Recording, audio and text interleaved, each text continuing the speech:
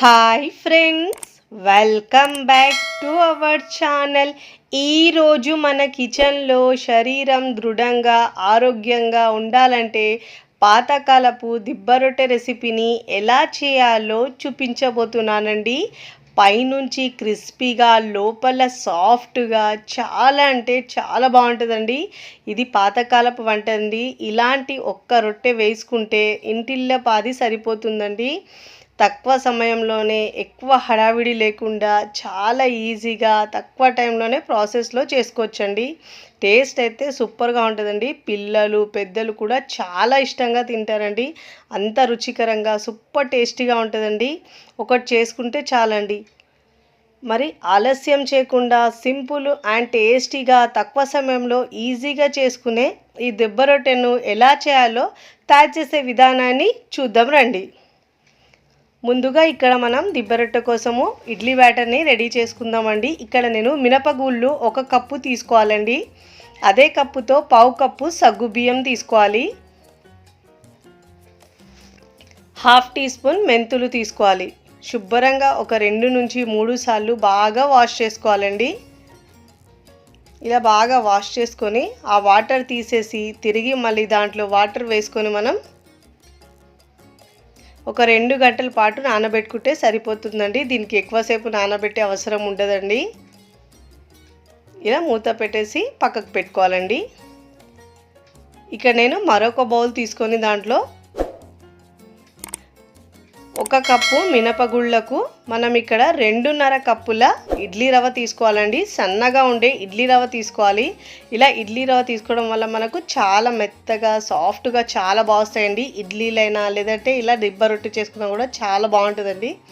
2.5 కప్పులు తీసుకోవాలండి. కొలతలు మళ్ళీ రిపీట్ చేస్తున్నాను చూడండి.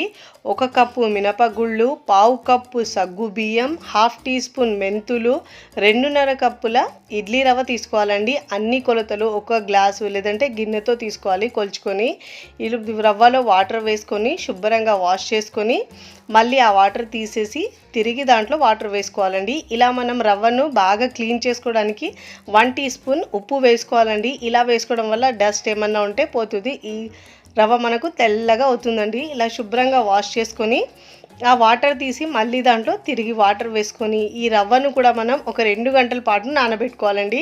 ఫస్ట్ టైం నా ఛానల్ చూస్తున్న వాళ్ళు ప్లీజ్ నా ఛానల్ని సబ్స్క్రైబ్ చేసుకోండి, లైక్ చేయండి, పక్కనున్న బెల్ ఐకాన్ని ప్రెస్ చేయండి. ఇలా ప్రెస్ చేయడం వల్ల నేను పెట్టే వీడియో నోటిఫికేషన్ ముందుగా మీ హోమ్ పేజ్కి వస్తాయండి. ఇలా రవ్వను బాగా శుభ్రంగా వాష్ చేసుకున్న తర్వాత మూత పెట్టేసి 2 గంటల పాటు నానబెట్టుకోవాలండి. ఇక్కడ నేను 2 గంటల తర్వాత చూపిస్తున్నాను చూడండి. పప్పు ఇంకా రవ్వ కూడా బాగా నానిందండి. ఇప్పుడు మిక్సీ జార్ తీసుకొని మిక్సీ జార్లో ముందుగా మనం మినపప్పును గ్రైండ్ చేసుకోవాలండి. ఇలా మినపప్పు వేసుకున్న తర్వాత కొద్దిగా వాటర్ వేసుకోవాలండి. మరీ ఎక్కువ వాటర్ వేస్తే మనకు బ్యాటర్ పల్చగా అయిపోతుందండి. కొద్దిగా వాటర్ వేసుకుంటూ మెత్తగా గ్రైండ్ చేసుకోవాలండి. వీలైనంత వరకు మెత్తగా గ్రైండ్ చేసుకోవాలి. ఎంత మెత్తగా గ్రైండ్ చేసుకుంటే మనకు ఇడ్లీలైనా లేదా దిబ్బ రొట్టె అయినా చాలా బాగా వస్తుందండి. ఇప్పుడు వాటర్ వేసి మెత్తగా గ్రైండ్ చేసుకోవాలి. ఇలా మెత్తగా గ్రైండ్ చేసుకున్న తర్వాత ఒక గిన్నెలో వేసుకోవాలండి. మినపప్పు చూడండి ఎంత బాగా గ్రైండ్ అయిందో. ఇప్పుడు ఈ పప్పును మనం గిన్నెలోకి వేసుకోవాలండి. ఇలా మొత్తం పిండిని మనం గిన్నెలోకి వేసుకోవాలండి. ఇదే విధంగా మిగతా పప్పులు కూడా గ్రైండ్ చేసుకొని తీసుకోవాలండి. ఇదే విధంగా మొత్తం పిండిని గ్రైండ్ చేసుకొని అదే బౌల్లోకి తీసుకోవాలి. చాలా సాఫ్ట్గా చాలా బాగా వస్తాయండి. ఇలా పిండి మొత్తం తీసుకున్న తర్వాత ఇప్పుడు మనం రవ్వను బాగా పిండేసి ఇలా అస్సలు వాటర్ లేకుండా ఇలా బాగా పిండి మనం రవ్వను మినపప్పు గ్రైండ్ చేసుకున్న మిశ్రమంలో వేసుకోవాలండి. ఇలా బాగా పిండుకోవాలి. ఎంత బాగా పిండితే మనకు వాటర్ అంతా లేకుండా ఉంటుందండి.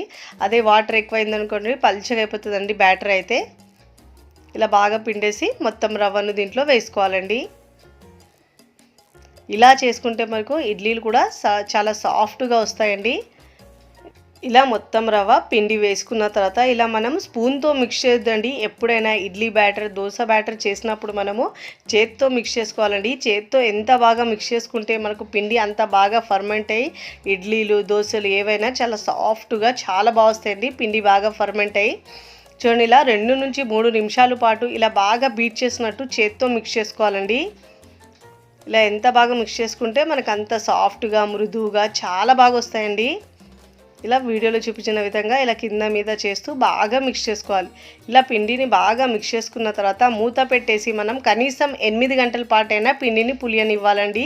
నేనైతే ఇక్కడ ఓవర్ నైట్ పిండిని పులియడానికి పెట్టుకుంటున్నానండి.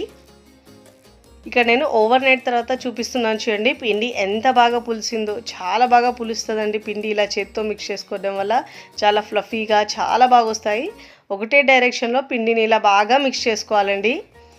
మన అవసరాన్ని బట్టి ఎంత కావాలో అంత పిండిని మనం వేరొక బౌల్లో తీసుకొని మిగతా పిండిని మూత పెట్టేసి మనం ఫ్రిడ్జ్లో ఉంచుకొని ఒక 2 రోజుల పాటైనా ఇడ్లీలైనా లేదంటే దిబ్బ రొట్టె అయినా ఏదైనా పునుగులైనా వేసుకోవచ్చండి. దీంతో సరిపోయినంత పిండిని మరొక బౌల్లోకి తీసుకోవాలి.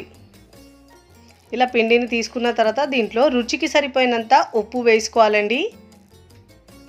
ఇలా ఉప్పు వేసుకొని బాగా మిక్స్ చేసుకోవాలి. మీకు రుచికి సరిపోయినంత ఉప్పు వేసుకొని ఇలా బాగా మిక్స్ చేసుకోవాలి. ఇలా పిండిని బాగా మిక్స్ చేసుకున్న తర్వాత ఈ పిండితో మీరు కావాలంటే ఇడ్లీలైనా వేసుకోవచ్చండి. నేనైతే ఇక్కడ దిబ్బ రొట్టె వేసి చూపిస్తున్నాను. దిబ్బ రొట్టె కోసం ముందుగా ఇలా నేను ఇక్కడ నాన్ స్టిక్ ప్యాన్ తీసుకుంటున్నాను కాబట్టి ఆయిల్ వేయట్లేదండి. అదే మీరు కడాయి తీసుకుంటే ఒక 2 టీ స్పూన్ల ఆయిల్ వేయాలండి. చుక్క నూనె వేయకుండా నేను ఇక్కడ చేస్తున్నాను, నాన్ స్టిక్లో ఉంది కాబట్టి. ఇలా మధ్యలో గ్లాస్ పెట్టి దాంట్లో వాటర్ వేసుకోవాలండి. ఇలా వాటర్ వేసుకున్న తర్వాత సైడ్లో నుంచి మనం బ్యాటర్ వేసుకోవాలండి. ఇలా వాటర్ వేసుకొని ఇలా బ్యాటర్ మొత్తం వేసుకున్న తర్వాత మూత పెట్టేసి 10 నుంచి 15 నిమిషాల పాటు మీడియం ఫ్లేమ్లో ఉడికించుకోవాలండి. చూడండి, ఇలా 10 నిమిషాలు ఉడికిన తర్వాత ఇలా మనం చాకుతో ఇలా లైట్గా కుచ్చితే మనకు తడి తగలలేదంటే బాగా ఉడికినట్టండి రొట్టె అయితే.